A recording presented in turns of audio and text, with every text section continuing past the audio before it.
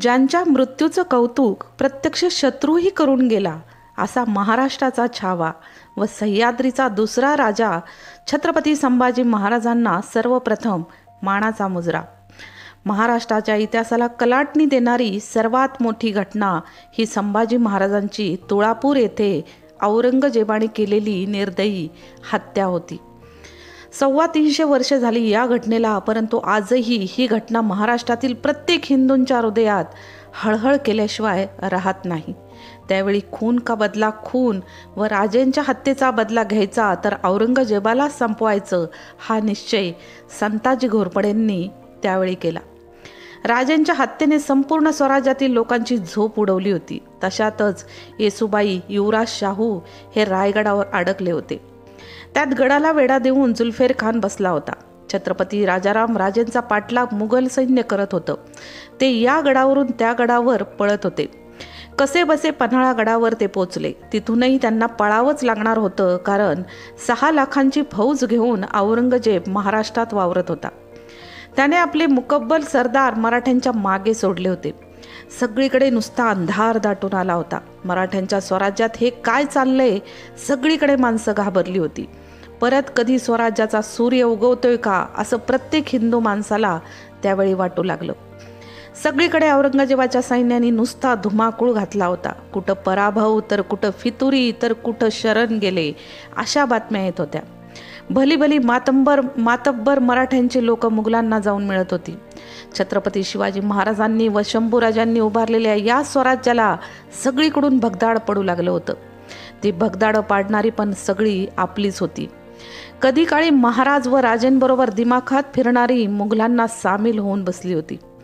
स्वराज्याला संपवायला निघाली होती. आता मराठ्यांना उभारी कधी मिळणार आणि कधी हे मराठे उभे राहणार, कधी पुन्हा लढणार असा विचार प्रत्येकाच्या मनात येत होता. याच विचारात असताना महाराजांच्या तालमीत वाढलेले 2 शूरवीर मराठे मुघलांना भिडायला सज्ज झाले. ते होते सरसेनापती संताजी घोरपडे व धनाजी जाधव. तसं एका भयान काळोख्या रात्री या दोघांनी शंभू महादेवाच्या डोंगरावर योजना आखली.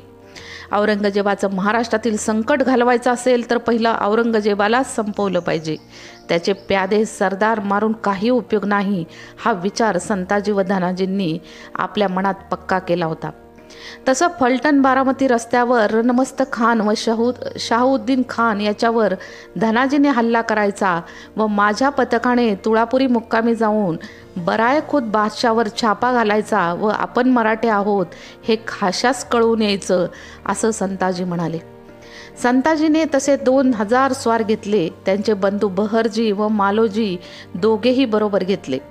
त्याबरोबर विठोजी चव्हाणांना देखील त्यांनी सामील केलं. घोरपडे घराण्यातील हे तिघेही पुत्र एकाच वेळी बादशहाच्या 5 लाखांच्या सैन्यात घुसणार होते. काय ही स्वराज्य निष्ठा! वतन आणि जहागिरी या वीरांना कधीही शिवली नाही. याआधी संताजी घोरपडेंचे वडील महाळजी घोरपडे स्वतः संगमेश्वरात शंभूराजेंचे प्राण वाचवताना धारातीर्थी पडले होते. प्रथम संताजी घोरपडेंनी जेजुरीच्या खंडोबाला जाऊन दर्शन घेतले. तेथेच औरंगजेबाला संपवायचा विडा उचलला. त्या रात्री दिवे घाटात मुक्काम केला. दुसऱ्या दिवशी मध्यरात्री तुळापूरच्या दिशेने निघाले. बादशहाच्या छावणीच्या 3 कोस आधी बादशहाच्या पहारेकरांनी त्यांना अडवलं. बादशहाच्या फौजेतील मराठी सरदार शिंदे आणि मोहिते यांच्याकडे छबिण्यासाठी आम्ही गेलो होतो, फिरून आता माघारी जात आहोत अशी थाप संताजींनी मारली.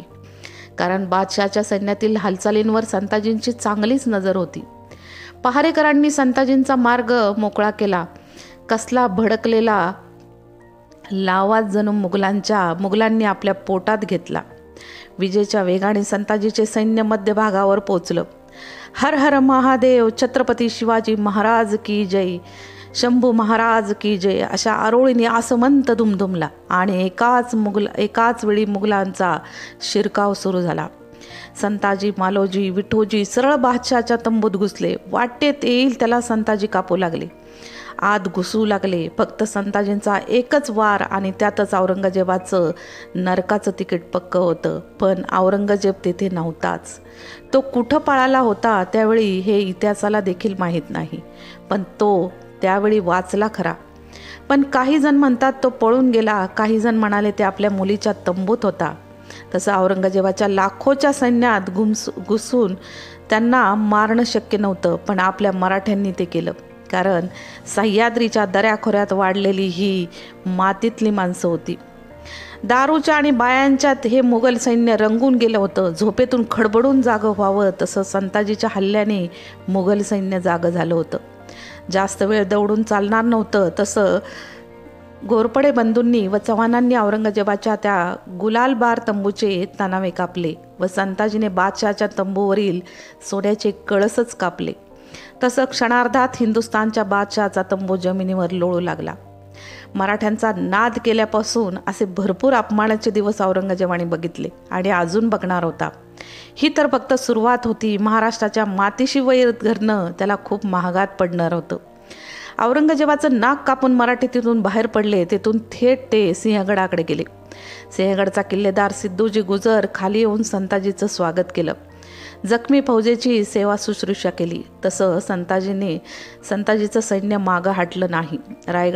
रायगडाचा वेढा उठवायचा प्रयत्न केला. तिकडे धनाजींनी बारामती फलटणवरील आपली कामगिरी चोख बजावली. आता मात्र सर्व मराठ्यांच्यात बळ आलं. लढण्याची उमेद निर्माण झाली.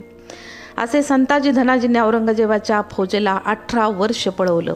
आता मात्र संताजी धनाजींची भीती औरंगजेबाच्या सैन्यात एवढी बसली होती की पाणी प्यायला जरी मुघल सैन्य गेलं तरी पाण्यात त्यांना संताजी धनाजीचे घोडे दिसू लागले. राजारामराजेंनी संताजी धनाजीच्या या पराक्रमाने खुश झाले व त्यांनी संताजीला मामलेदार पदवी बहाल केली. आता औरंगजेबाच्या सैन्याला कळून चुकलं होतं मराठ्यांच्या नादी लागणं एवढं सोपं नाही. औरंगजेबाला मराठ्यांनी एवढी बेचिराग केलं की त्याच्या अंतापर्यंत त्याला कधीच मराठ्यांवर विजय मिळवता आला नाही. शंभूराजांच्या हत्येचा बदला संताजी व धनाजींनी मुघल शासक औरंगजेबाला नेस्तनाबूत करून घेतला व शेवटी याच महाराष्ट्रात त्याचा अंत झाला. दुर्दैवाने संताजीसारखं वादळ आपल्याच माणसाच्या फितुरीमुळे संपलं नसतं तर कदाचित त्यांच्याच तलवारीने औरंगजेबाचा मृत्यू झाला असता. संताजी व धनाजींच्या शौर्याला माझा मानाचा मुजरा. छत्रपती शिवाजी महाराज की जय. जय भवानी, जय शिवाजी.